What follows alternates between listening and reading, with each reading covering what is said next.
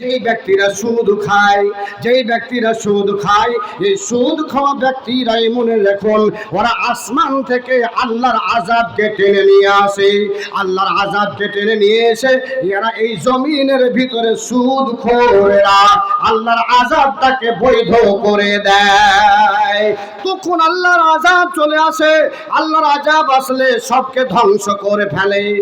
এবার আল্লাহ রাসূলের সাহাবারা বলছেন, আল্লাহর নবী গো, যেই লোকগুলো সুদ খায় আর সুদখোরের জন্য আল্লাহর পক্ষ থেকে আযাব এসে হাজির হবে, ওই জায়গাতে কি ঈমানদার সালেহ লোক থাকবে না, মুত্তাকি লোক থাকবে না, পরেজগার লোক থাকবে না।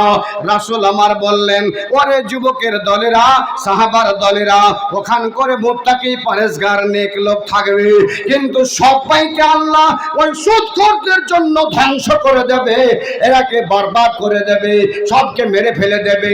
কিন্তু কাল কিয়ামতের ময়দানে যারা সুদ খেত না তাদের দলটা আলাদা হয়ে যাবে, আর সুদখোরদের দল আলাদা হয়ে যাবে। আল্লাহু আকবার। নাম্বার 4, এই সুদখোরদের জন্য আল্লাহর আযাব আসবে এলাকায়, সুদের জন্য গজব আসবে আল্লাহর এলাকায়। নাম্বার 5, সুদ যারা খান, সুদ যারা খাইছেন, আপনি বুঝেন আপনি কোনটা সুদ খাইছেন, আপনার বিচার আপনি করবেন।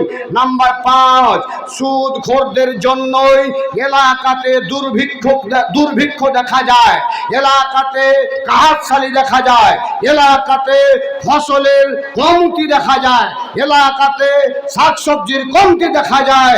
এমনকি আপনার এলাকায়, আমার এলাকায় সুদ খাওয়ার জন্য আল্লাহর পক্ষ থেকে দেখা যাচ্ছে যে এখন মহিলারা নিজের বাচ্চাটাকে নিজের বুক থেকে দুধ পান করাতে পায় না, দুধের কমতি হয়ে যায়।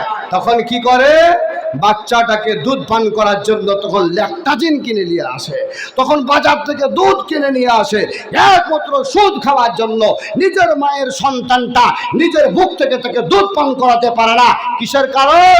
একমাত্র সুদ খাওয়ার কারণ। নাম্বার 6, 5 নম্বর হয়ে গেল। নাম্বার 6, আমি তো ভাবছিলাম যে ভাই আর কটা কথা আপনি বলে দিতাম, আমি যাক কথা হলো।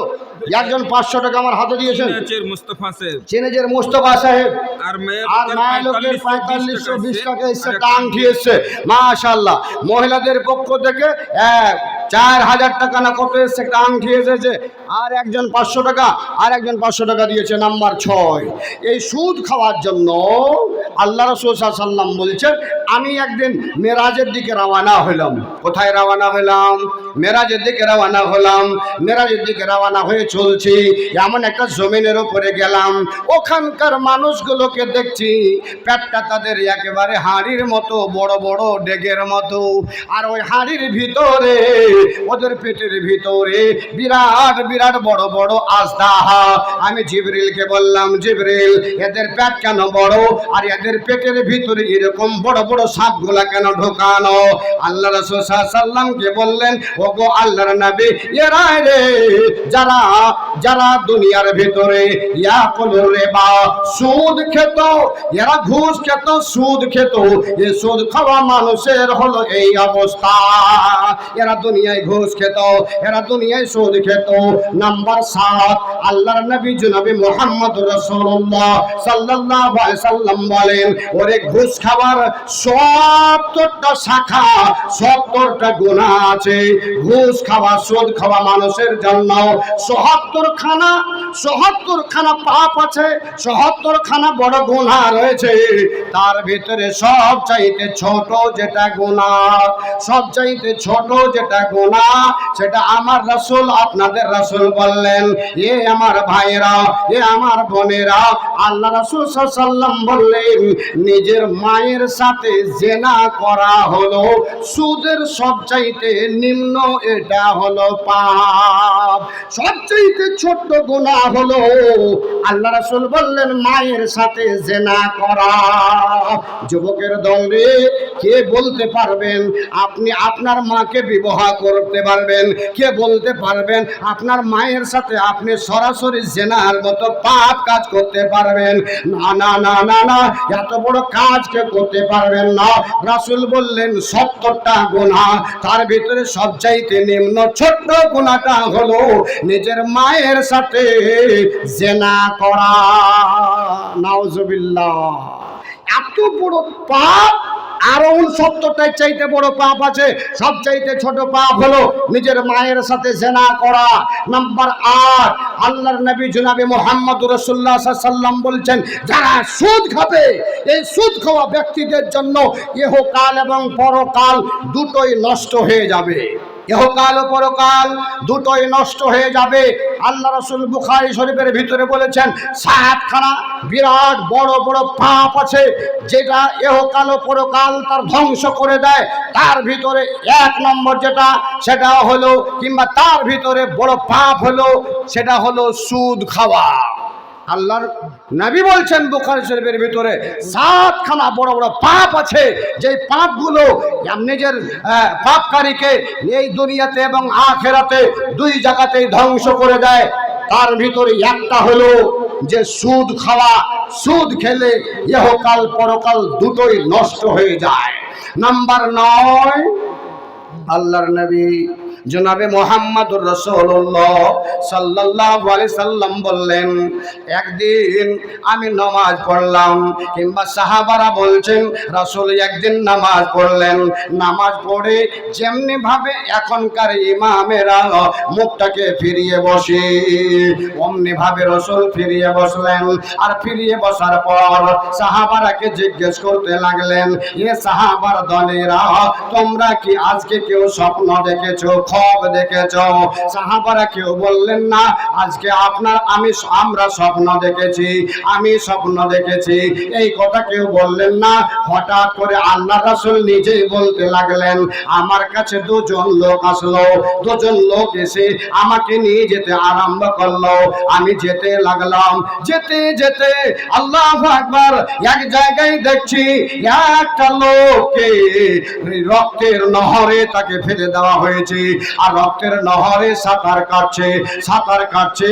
আর ও মনে ভাবছে আমি কিনারায় গিয়ে লাগবো।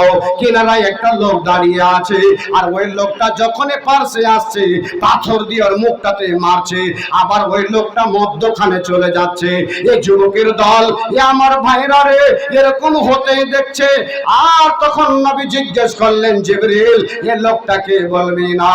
আল্লাহর নবী জনাবে মুহাম্মদুর রাসূলুল্লাহ সাল্লাল্লাহু আলাইহি সাল্লামকে বললেন, এরে নবী মুহাম্মদ, এই লোকটা দুনিয়াতে ঘুষ খেত, এই লোকটা দুনিয়াতে সুদ খেত। এই সুদ খাওয়ার কারণে আল্লাহ রাব্বুল আলামিন একে এই নহরে, রক্তের নহরে তাকে হেলতে লাগিয়ে দিয়েছে, সাঁতার কাটতে লাগিয়ে দিয়েছে। আজ নয়, কিয়ামত পর্যন্ত সাঁতার কাটবে, কিয়ামত পর্যন্ত রক্তের নহরে থাকবে। নাম্বার 10, আল্লাহর নবী জনাবে মুহাম্মদুর রাসূলুল্লাহ সাল্লাল্লাহু আলাইহি সাল্লাম বলেন, আল্লাহ 4টা লোকের উপরে অভিশাপ করতে থাকে, লানত পাঠাতে থাকে আল্লাহ এবং আল্লাহ রাসূলের পক্ষ থেকে। 1 নম্বর হলো ওই লোকটা যে সুদ দেয়, আর ওই লোকটা যে সুদ নেয়, আর ওই লোকটা যে লেখালেখি করে, আবার ওই লোকটা যে গাওয়া থাকে, আমি গাওয়া থাকলাম, তুমি এত টাকা দিলে তাকে, সুদের উপরে আমি গাওয়া থাকলাম। যারা দেয়, যারা নেয়, সুদ খায়, সুদ দেয়, আর যারা লেখে, যারা গাওয়া থাকে, আল্লাহর নবী জনাবে মুহাম্মদুর রাসূলুল্লাহ সাল্লাল্লাহু আলাইহি সাল্লাম বললেন, এই 4 জনের উপরে আল্লাহর পক্ষ থেকে লানত হয়, অভিশাপ হয়। আহতার লোকমান 500 টাকা একজন দিয়েছে, আর একজন দিয়েছে 100 টাকা। শামসুল হেমানপুর দিয়েছে 1000 টাকা। মুশতাক আলম গালিয়া 4000 টাকা। মরহুম সিরাজউদ্দিন 7000। ईदैन में कलेक्शन हुआ, আচ্ছা 7,994 টাকা জমা ছিল। উনি মসজিদে দান করে গেছে। দোয়া দরখাস্ত। আব্দুল মতিন হেমানপুর 50 কিলো মাকই। मंसूर आलम डंगरा घाट।